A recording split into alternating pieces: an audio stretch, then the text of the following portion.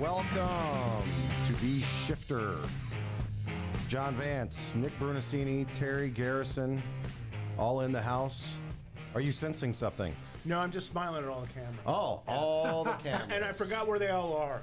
I Yes. feel like I'm in a very public, like, transportation building or something where you're... It's in every spy novel you ever read is the facial recognition. I That's how love they it. find, the gray man.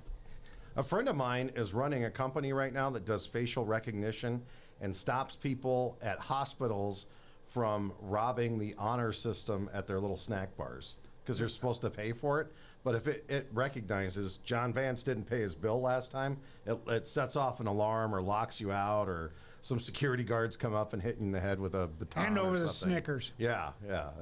It's crazy that's how far down facial recognition is right now. Yeah, that's where we're at. And pretty soon AI will take over and it'll just assassinate you for taking, like, the 3-month-old peanuts out of the box. I had one of those facial recognition look at me, and it just became sad.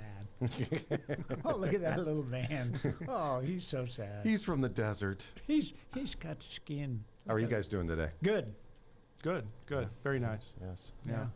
Well, we'd like to talk about leadership stuff, so I wanted to throw out a couple leadership topics. And we were at the conference in Cincinnati, 2-3 weeks ago, whenever that was, and a lot of conversation centered around customer service because, number one, the art of customer service just out and about with the regular public is dying. Yeah, it's shit. Yeah, it's pretty bad. Yeah. But we continue to be, striving as a fire service to have great customer service.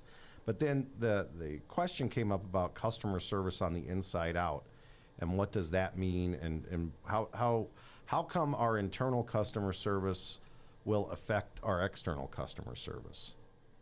Mm-hmm.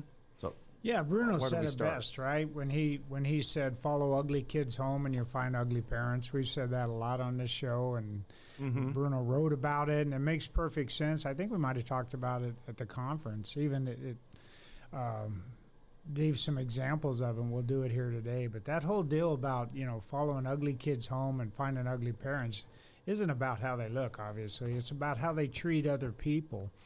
And I gave an example.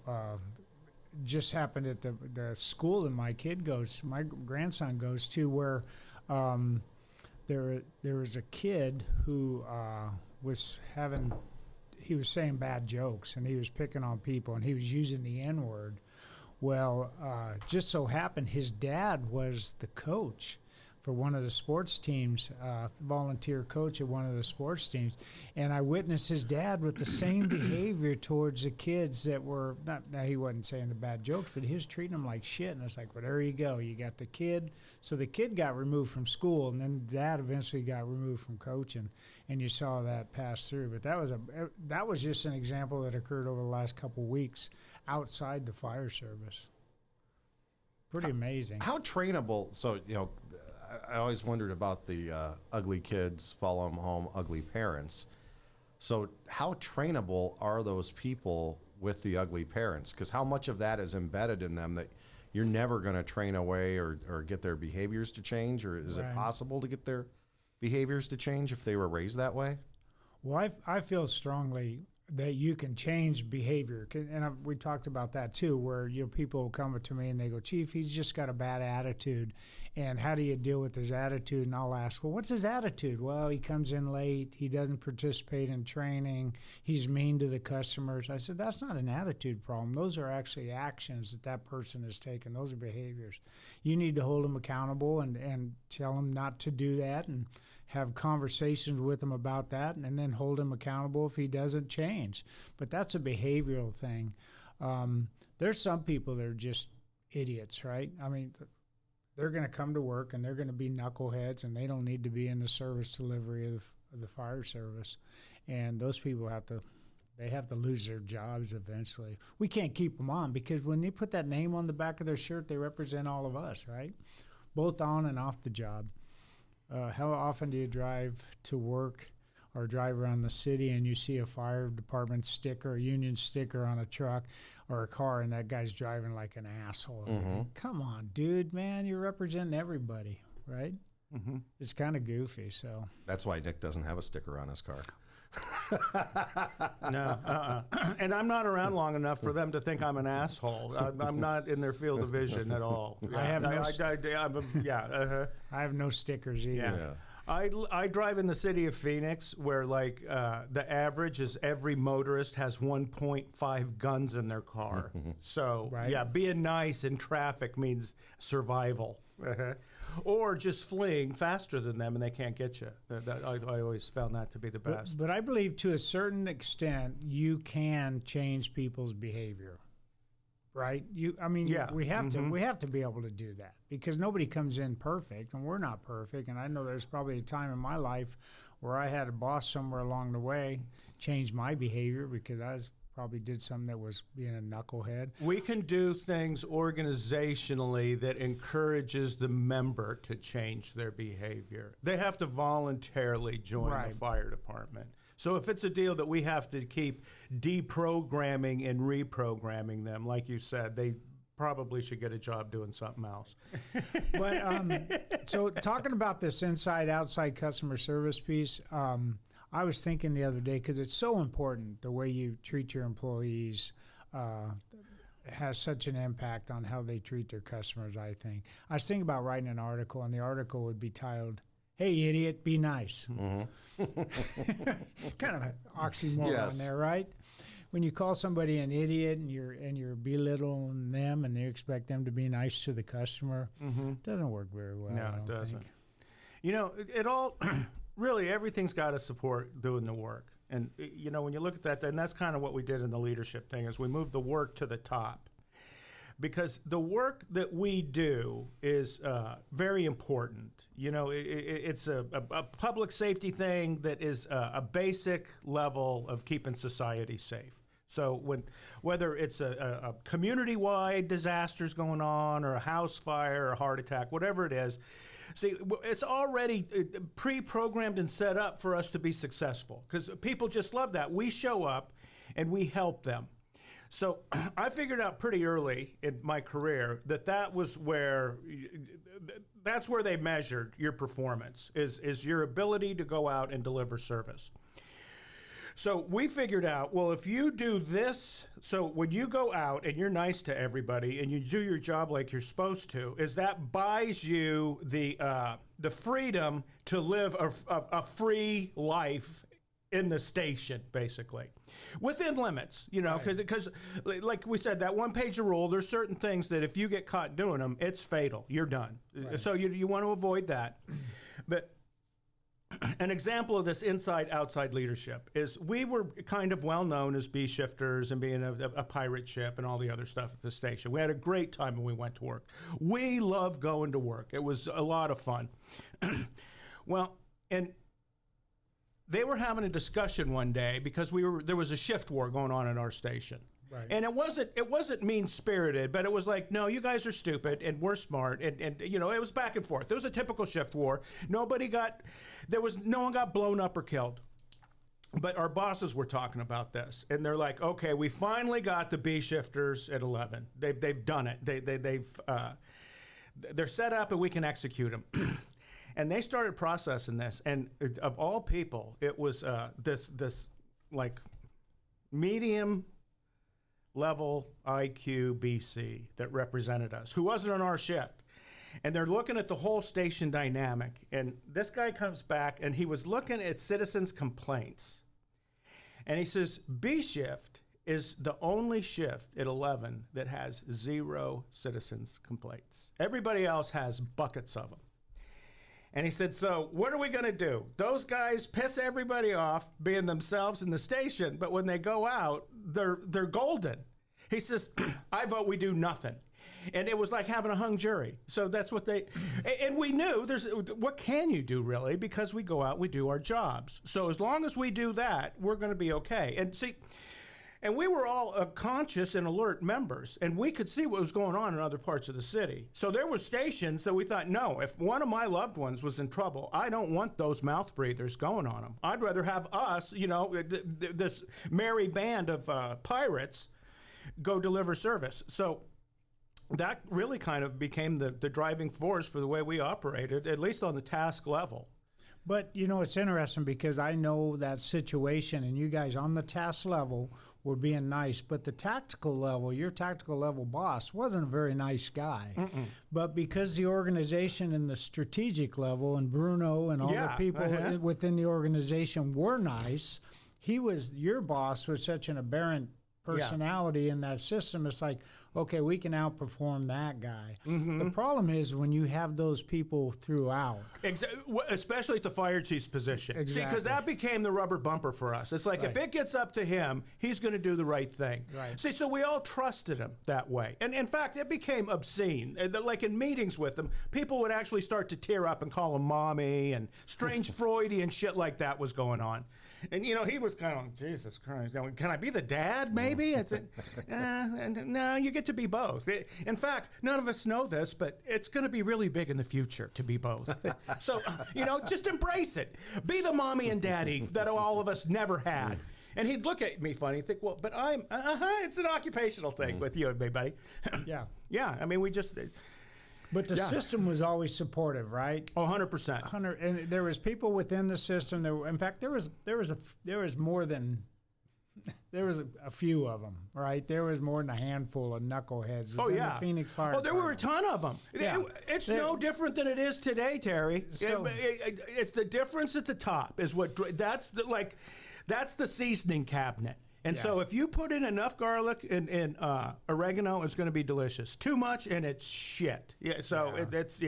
And we talk about that in our last podcast about the coddling and people being coddled and the coddlers. You don't need that in your organization. You need people that are realistically nice to you, and you can tell when that's a phony niceness, and you get that crap. And I may have used this example before, but inside-outside customer service, we were setting the board.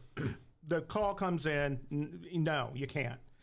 Nick, the no's on the phone. So I picked the phone up. Hi, this is Nick. What's your name? It was a engineer who wanted the day off. I need vacation today. So you can't have it. We're in a CM mode. We're already hiring back. You can't. And if we were to allow you to have it, it would cost you 36 hours of vacation to be off today. Well, I'll never do. No, it's only 24. See, exactly. That's why you have to call in advance to get vacation. We're understaffed. Well, this individual starts crying and says, I can't be at work today. And I said, well, why not? What's going on? Well, my mother's in town and I have to have lunch with her. Well, I don't know. Maybe have her to the station for lunch. Yeah. And she can go on the call with you because that's what you're doing today. We're denying your request for vacation 10 minutes before you're supposed to be at work. Yeah, so that's the difference between being nice and following the process. Right? You never yelled at him. You said, no, you can't have the day I'm off. sorry, you can't have it. It's not possible.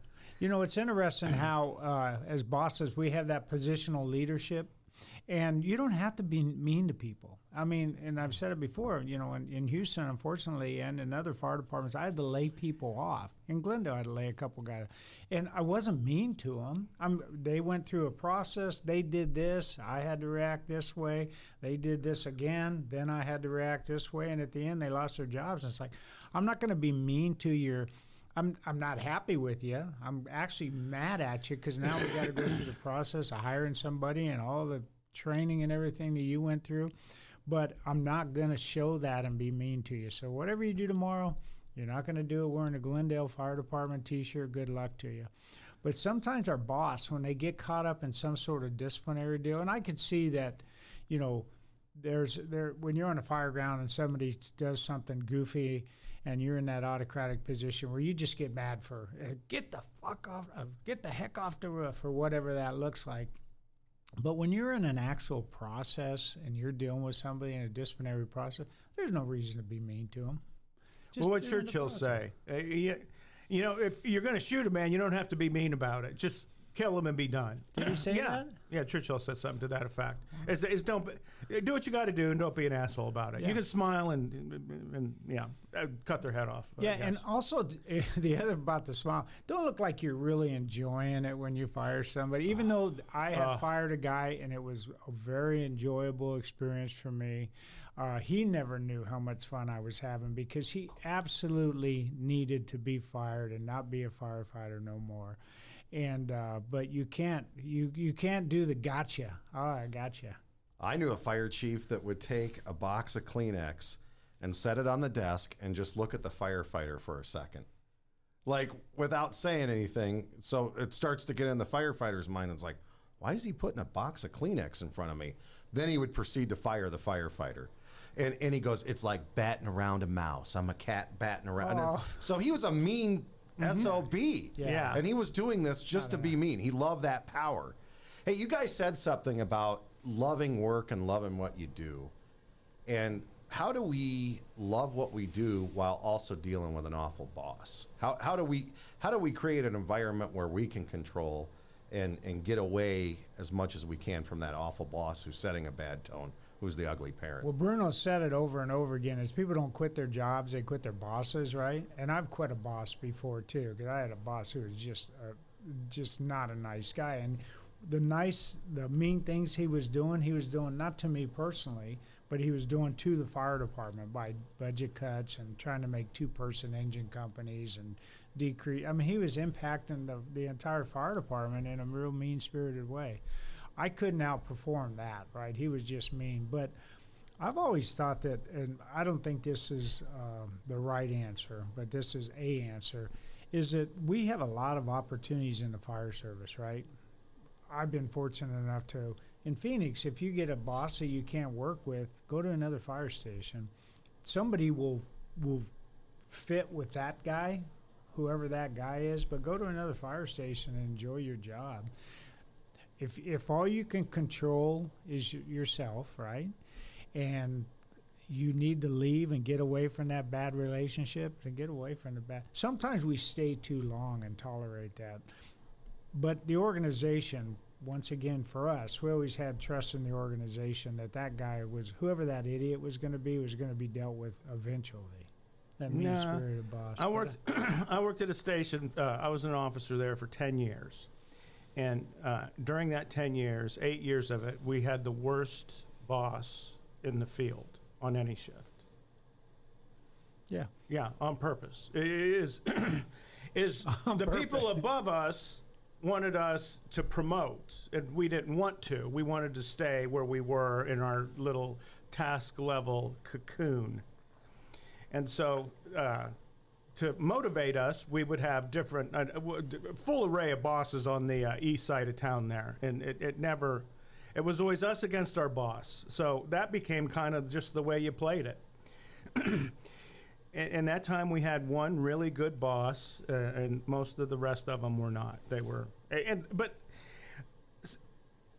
when you look at it, those bosses weren't very effective. The bad ones, is they really didn't know how to like chain a set of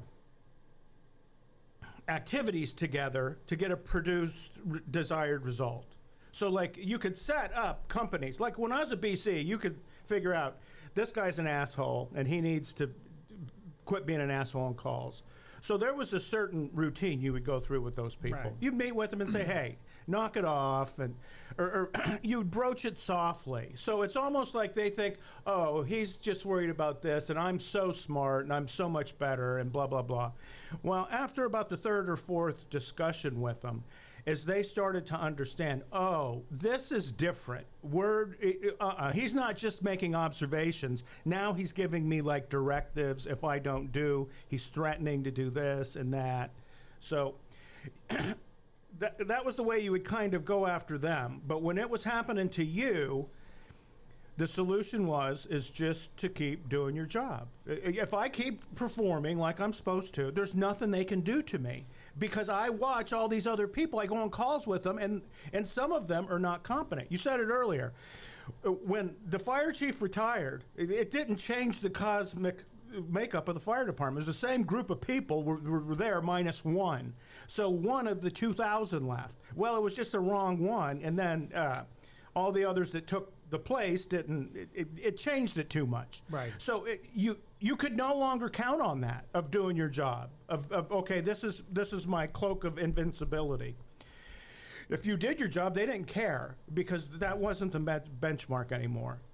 So that's where you could see like a 5 to 6 minute response time grow into a 9-minute response time. So the leadership of the fire department did not care about that anymore.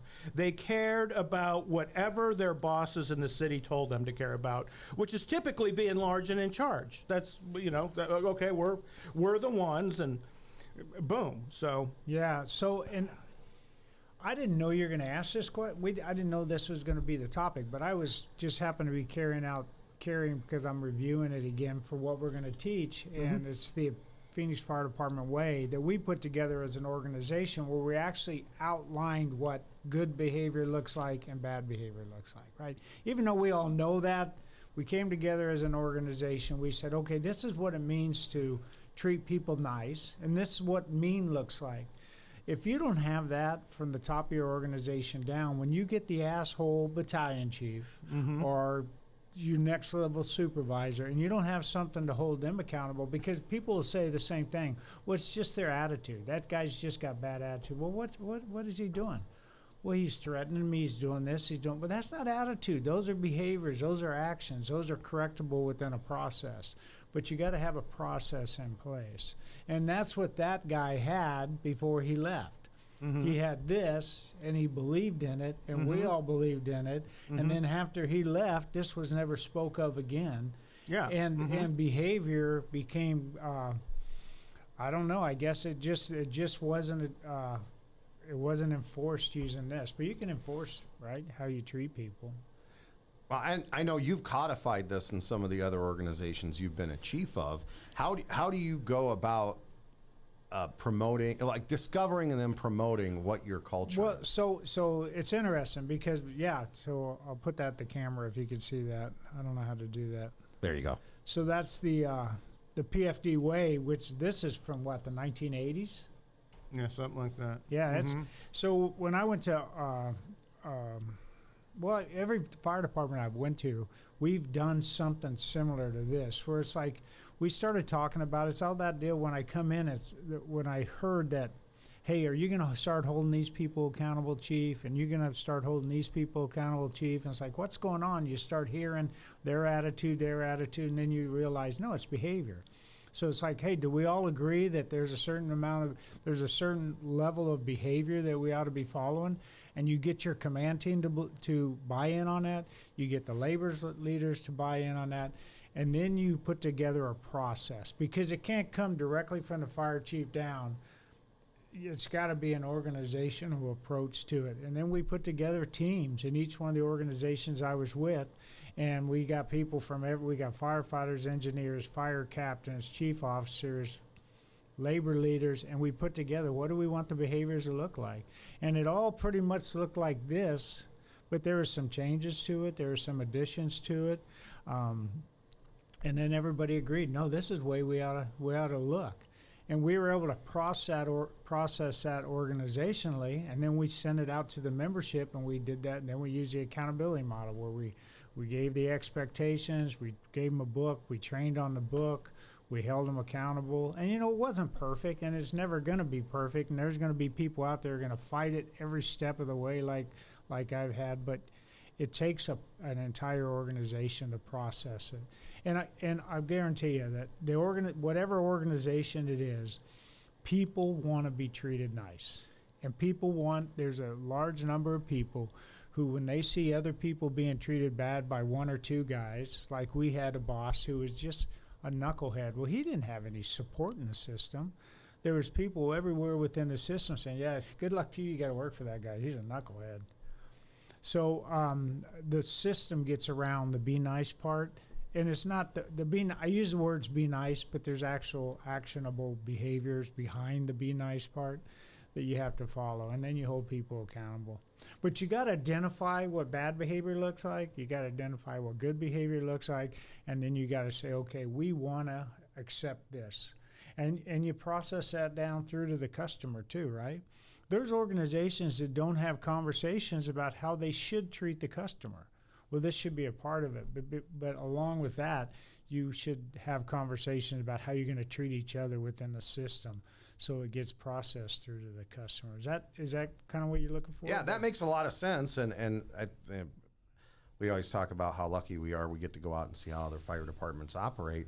And I'll go into organizations where they're not very proficient. They're not on it. You know, when they pull up on a 911 call, they just have a lot of issues and failures. And a lot of times it's because the internal focus is so negative, and they're just trying to figure out where the next grievance is going to be and how can we be against C-shift and those types of things, instead of focusing on the service delivery that they're going to have. So it ends up that their service delivery is unsuccessful, which leads to a whole circle of them being not very proud of their organization. Well, if you look at every successful organization out there, whether it's McDonald's or whatever, Macy's or whatever, they have a conversation on the front end of how they're going to treat each other and how they're going to treat the customer. Why wouldn't we do that at the fire department, right? And we always say that, Mrs. Smith, she gets whoever we send her. And she doesn't get to go to the phone book and say, oh, yeah, this company has a 5-star rating. I'm going to call this one. This one has no business. What is that? Better Business Bureau complaints. I'm going to call them. They get the fire department that shows up from their neighborhood. So it's our responsibility to make sure they get the best they can get. And sure, we got knuckleheads within the system, but we got to hold the knuckleheads in check. Sometimes a knucklehead is your boss, Nick. We provide technical service in emotional settings, essentially. So there's two different things going on. So we show up to do the technical part. That's our job, right? So you have some people who are benevolent and some people that are assholes. And I think that's where the water breaks on the thing. So if I'm a benevolent person and I show up to do my job, I do the technical piece. That's what I'm trained to do. So whether it's CPR or laying an attack, a supply line and advancing attack lines, whatever that looks like, there's a level of competence to execute in those maneuvers, those task level evolutions. The way we deliver that service is based on whether you're, on what kind of a person you are. So if you default to being an asshole, that's the way you're going to deliver that service. And those people, you hear them and they'll say, it's our job to educate the customer. Is you shouldn't have called us for these 8 reasons, so I'm going to educate you. No, they didn't call to get educated. This ain't school, asshole. They called because of this, that, or the other thing. So whether it's you define it as legitimate or an illegitimate call, you legitimately get paid every 2 weeks. So that's your commitment. Is you showed up, you take the money, you do the work. Well, and people don't have to qualify for our service. We said that the other day. They don't have to smell a certain way. They don't have to be completely sober. They don't have to have any kind of pronoun that makes sense. They should not qualify for our service. And a lot of times we arrive on the scene, and we've done it throughout our career, is we'll look at them and go, well, oh, God, this guy, he doesn't even deserve us being in this house. Look at this house. They got 4 freaking cars in the driveway and parked in the yard. Why are we here? Mm-hmm. And we start qualifying whether they are judging them, whether they qualify for our service. And we shouldn't do that. We used to see Bunghole George 3 times a week. He lived on the street and people would call. I mean, that's just what happened. And these are in the days where you'd have to pull over and like use a payphone to call. And it's okay. And so he got wheeled around a lot. But I mean, and you really couldn't be mean to him, but you knew him. So there was a different kind of relationship with us and some of the regulars that you would see routinely. Bunghole George was not a nice guy. It was hard to be nice. You had to be nice from a distance or from behind him, because the truth about Bunghole George is he had 1 or 2 legs missing. I can't remember which. One. And he had a colostomy bag, and he'd sit in his wheelchair. And when you would come up to service to check him out, if you were a new guy, you didn't realize that he could hit that colostomy bag and shoot that stuff about 10 feet out. Yeah. So he wasn't a nice person. So we understand, and that's not a snivel call that started like in this era with Generation whatever. We've been doing that forever, right? So, but this individual, one night they're in a field sitting around a bonfire, right, just having a good time. Bunghole falls face first into the fire, and he's like he's got some free burning going on by the time his associates figure out it's not a piece of wood, it's Bunghole. They call 911, and A shift went on him. So we relieve him in the morning. They said, you ain't going to see Bunghole again. And they tell us the story. Oh, it's too bad. We go about our business. 1 month later, Bunghole's going down the street, and his whole head's wrapped in gauze except for his mouth, and he's just spitting at people. And you're like, one day, he's just going to be a head rolling down the street, expelling fluid at the world. And we didn't nickname him. His buddies did. Oh, yeah. Well, no, that's what you would ask him. You put it on the form. Bunghole George. Okie dokie. It wasn't a mean-spirited thing. That's what, honestly, I never... Well, and on the weekends, he would wheel into the station. It was rig day, and they'd soap him up and brush him and rinse him off, and he'd wheel away. Yeah, when he was sober, he wasn't as bad as when he was drunk. Hey man, some of those rummies, if you got them sober and they start talking, you think you were an airplane pilot during the war? Oh yeah, blah blah blah blah blah blah blah. But the next day you come back and I was a ferry boat operator during the 1800s on the Mississippi. Oh, okay, you're just insane. I could follow you. But you. Can you imagine if your boss treats you like shit, and he or she's mean over, and they're worried about shit like, instead of the way you just treated Bunghole George because you were nice to Bunghole George, when you get back in the station, they're looking at you like, what's up with your shoes not being tied, or some freaking stupid thing. That's like what that. it is. They're always looking to enforce something. And that's what it is. They focus on those people that are kind of mean-spirited. If you watch them, they focus on the little bitty stuff. They focus on, and Bruno talks about it in the leadership program that we're stealing from him, is that they focus on appearance, they focus on maintenance, and maintenance is important. Attendance. Appearance is important. Easily enforceable. Inspections, and they focus on those, and they don't focus on safety, customer service, how to do your job better. These same people, you sit through an after-action review of a hazard zone operation, and they're clueless.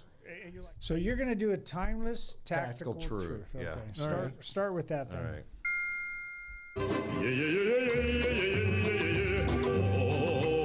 Timeless tactical truth, and this one, of course, well, they're all from Bruno, and this one says, "Nice means sitting on the curb with Mrs. Smith." Nice means sitting on the curb with Mrs. Smith. To have empathy in our jobs is very important, but I've really been talking a lot lately with my folks about de-victimizing people as soon as possible, and Bruno used to talk about that all the time. Why is it important for us to de-victimize and sit with Mrs. Smith? well, it's the way you finish the call. So we get there, figure out what's going on, we intervene. Once you take action, then you start to de-escalate the thing. And part of that is giving control back to the person that called. And, you know, that varies, I mean, based on the reason they called. So, you know, it's if Mrs. Smith's got a burned out kitchen and living room, then there's going to be some stuff, post-incident things, that is going to affect her life greatly. So us finishing that call, for us meant, okay, we got to connect her with who's going to take care of this next. So, and then I guess that's where you educate her to, okay, this is what just happened to you, and here's what's going to happen after this. And you're going to have these people coming in, and now depending on the part of town you work in, you got insurance companies, you got the Red Cross, you got after fire stuff. We would have the AR vans back in the day, so you had these resources that you could connect the customer to. Like even sometimes their own family, is you have somebody in town. Yeah, my son lives 3 miles away. Well, let's call your son and have your son come over. In the meantime, we'll get you your medicine and some clothes and your toothbrush and your kitty cat. And so we'll collect all that. So maybe it takes an extra 10, 15 minutes to finish the call like that. But what you do is you hand the patient off. See, and Alan Brunacini used to talk, is he provided service in a way where you didn't do that. where you did the technical part, and when that was done, you disconnected. There was no emotional piece to it because we were strong and silent and, just signals of the community to keep it safe. Well, the new day, it's like, no, there's a customer in it. So that becomes the driving force. It's really, once the fire is no longer a threat, that becomes the primary thing. Is, okay, how do we get you back to where you're a self-sustaining, functioning member of society? I mean, and he used to talk about that. That is a big deal. When the government shows up, they help you out, they connect you with the next set of services you need, and then they leave. We don't send her 800 bills. We don't sell her information. We don't come back to re-educate her or any of that. It's like, no, we did our job. Here you go. If you need something, call these 3 numbers again. So when I think about that, that's all good. When I think about that, I think about that Mrs. Smith sitting on that bench is a crack addict that's lived on that bench for a week and a half. Bunghole George. Yeah, it's Bunghole George or whoever.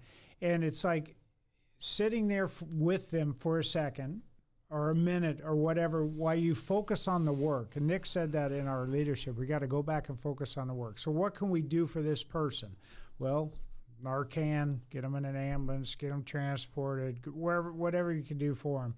But, at the end of that call, when that homeless person and his buddies are sitting there it's irritating, I get it. We're going to go back to our fire station. We're going to eat a big lunch.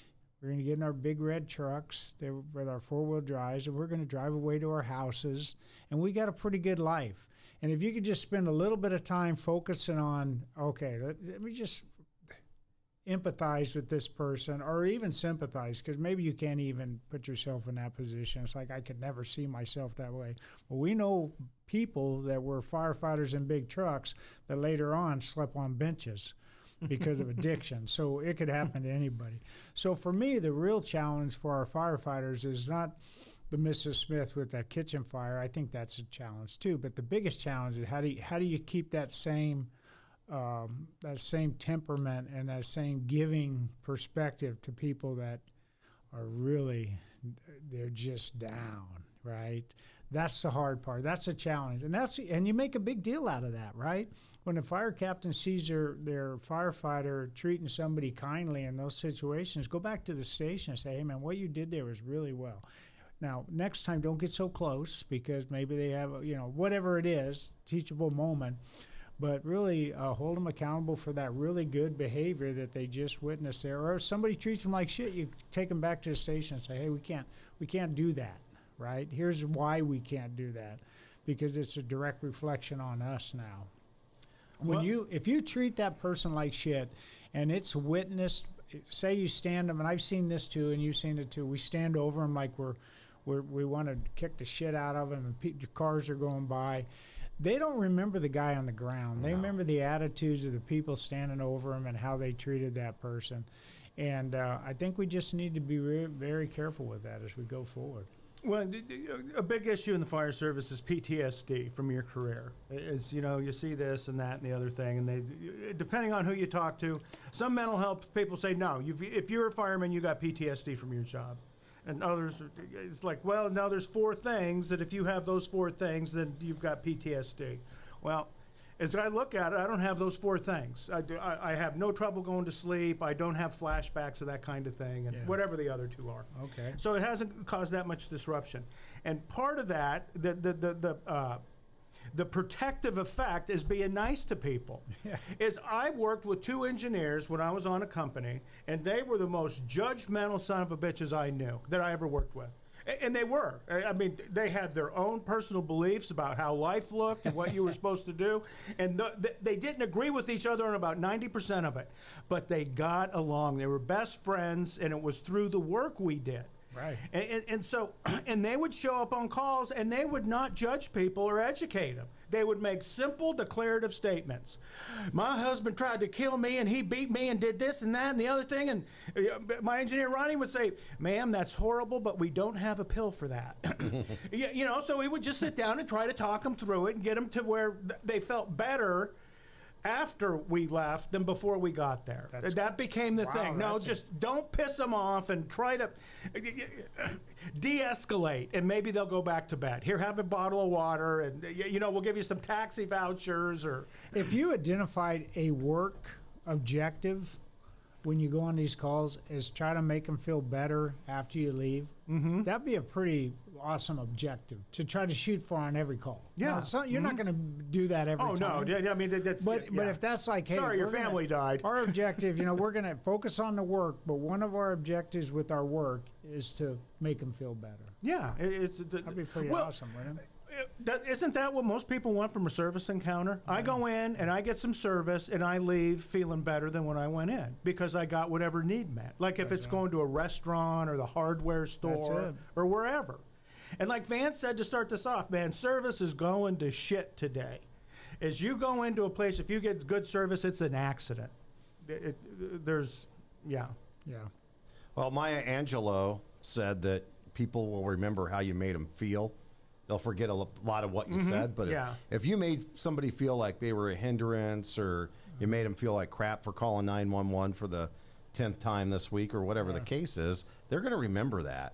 And there's a lot of stuff we can get away with probably as care providers, but if we make somebody feel like crap, they're going to carry that with them, and they're going to tell other people about it. And that damn fire department did this when they came to my house, so and usually in most cases it's the opposite. Most people have a very good experience with the fire department when they come out. Typically, and I think that's what we want as an occupation, organizations, and the rest of it. That's our brand. Yeah. But if we don't monitor that, it could go to shit. Oh, it sure can. Oh, yeah. See, and we parlayed that during our careers. As you could see, the people that did their jobs did it very well.